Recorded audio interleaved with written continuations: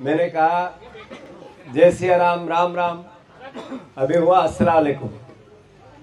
दुनिया में जब भगवान राम थे, जब हम सुनते हैं, पढ़ते हैं, समझते हैं, परिवार के लोग बताते हैं, तब भी नियम कानून और कायदे थे, विधान था।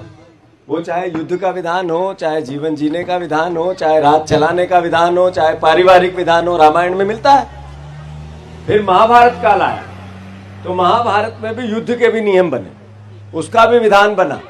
जगह जगह महाभारत की किताब में इसका वर्णन है।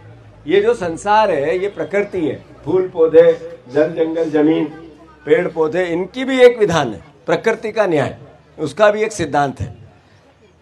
तो जीवन को चलाने के लिए, जिंदगी को चलाने के लिए, संसार को चलाने के लिए, देश को चलाने के लिए, परिवार को चलाने के लिए, मोहल्ले और गांव और नगर पालिका, नगर निगम को चलाने के लिए विधान होते हैं। ऐसे ही हमारे देश का संविधान, जिसको कांग्रेस पार्टी ने संविधान का पहले रचना की, बाबा साहब अम्बेडकर की अध्यक्षता में, फिर उसको लागू करवाया। और अब जब हम और आप बात कर रहे हैं तो ये संविधान की रक्षा की बात कर रहे हैं। जब हम और आप बात कर रहे हैं तो बाबा साहब अम्बेडकर के सम्मान की बात कर रहे हैं। अभी कुछ दिन पहले न्याय का मंदिर, जिसमें संविधान के हिसाब से न्याय होता है, उसमें ग्वालियर में बाबा साहब अम्बेडकर की प्रतिमा के निर्माण की कानूनन, विधि विधान से, नियम कायदे से, संविधान के अनुसार एक मूर्ति का निर्माण होना था, स्थापना होनी थी। कुछ लोग गए और रोक दिया।